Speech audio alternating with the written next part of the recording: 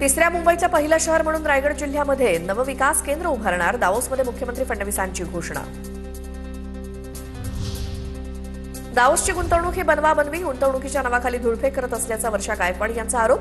दावोसमध्ये आतापर्यंत केलेल्या सर्व गुंतवणुकीच्या करारांची श्वेतपत्रिका काढा, खासदार वर्षा गायकवाड यांची मागणी. महाराष्ट्रातले अनेक राजकीय एमओयू बाकी आहेत. दावोसवरून आल्यावर महाराष्ट्रातले एमओयू करणार, उदय सामंतांचं सूचक वक्तव्य. प्रजासत्ताक दिनी भरत गोगावलेंना रायगडमध्ये ध्वजारोहणाचा मान. 15 ऑगस्टला स्वातंत्र्य दिनाच्या ध्वजारोहणाचा मान आदिती तटकरेंना मिळाला होता. त्यानंतर भरत गोगावले यांनी प्रजासत्ताक दिनी ध्वजारोहण करण्याची इच्छा व्यक्त केली होती. आमदार नारायण कुचे आणि एका व्यक्तीची कथित ऑडिओ क्लिप व्हायरल. दिवसा पैसे वाटतो, गोरगरिबांचं भलं होऊ द्या. नारायण कुचेंचा संवाद. बहिणीला निवडून आणण्यासाठी कुचेंनी पैसे वाटप केल्याचा आरोप. खासदार प्रतिभा धानोरकरांनी काँग्रेसच्या 13 नगरसेवकांना यवतमाळच्या एका हॉटेलमध्ये ठेवलंय. काँग्रेसचे माजी शहराध्यक्ष रामू तिवारींचा दावा.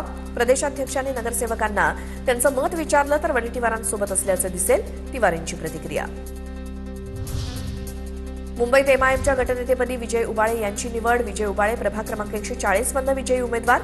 प्रभाग समितीसाठी खैरुन्निसा, स्थायी समितीसाठी जमीर कुरेशींचं नाव निश्चित. इम्तियाज जलील यांची माहिती.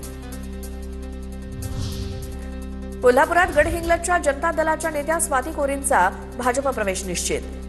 रविवारी चंद्रकांत पाटील आणि धनंजय महाडिक यांच्या उपस्थितीत पक्षप्रवेश होणार. स्वाती कोरी या जनता दलाचे माजी आमदार श्रीपतराव शिंदेंच्या कन्या. आता मोठ्या बातम्या बघूया टॉप 9 न्यूजमध्ये. बेळगाव सीमा प्रश्नावरील सुनावणी स्थगित. सर्वोच्च न्यायालयात बुधवारी फक्त 2 न्यायाधीशांचं खंडपीठ उपलब्ध असल्यामुळे सुनावणी पुढे ढकलली. प्रकरण पुढील तारखेसाठी स्थगित केल्यामुळे मराठी भाषिकांची पुन्हा एकदा निराशा. अटल पेन्शन योजनेला 5 वर्ष मुदतवाढ. अटल पेन्शन योजना 2030-31 पर्यंत सुरू ठेवण्यास केंद्रीय मंत्रिमंडळाची मंजुरी. आर्थिक सहाय्य देखील वाढणार. केंद्र सरकारकडून जुना आयकर कायदा 1961ला बदलून आता नवीन आयकर कायदा लागू करण्याचा निर्णय.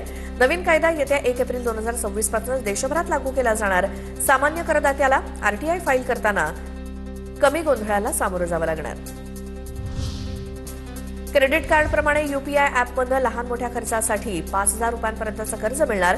संबंधित तारखेच्या आत पेमेंट केल्यास व्यवहारावरती कोणतंही शुल्क लागणार नाही. आरबीआय आणि national payments corporation of India लवकरच ही प्रणाली सुरू करण्याच्या तयारीत. लोकसभेत खासदारांच्या हजेरीसाठी नवा नियम. आता आसनावरूनच हजेरी लावता येणार.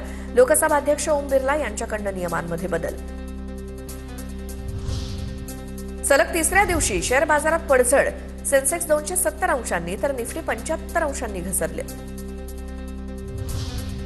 पंतप्रधान मोदींबद्दल मला खूप आदर. ट्रम्प यांचं वक्तव्य. भारतासह लवकरच एक चांगला व्यापार करार होईल. शुल्कवाढीच्या धमक्यांदरम्यान ट्रम्प यांचं मोठं विधान. राष्ट्रीय स्वयंसेवक संघाच्या शताब्दी वर्षानिमित्तानं सरसंघचालक डॉ. मोहन भागवत यांचं 7 आणि 8 फेब्रुवारीला मुंबईमध्ये 2 दिवस व्याख्यान. नवे क्षितिज नावाची 2 दिवसीय व्याख्यानमाला वरळीच्या नेहरू सायन्स सेंटरमध्ये आयोजित. राष्ट्रीय महामार्गावर धावणाऱ्या वाहनांसाठी जारी करण्यात आलेले टोलचे नियम सरकारकडून आणखी कडक. एखाद्या वाहनावरती टोलची थकबाकी असेल तर ते वाहनधारकांना विकता येणार नाही.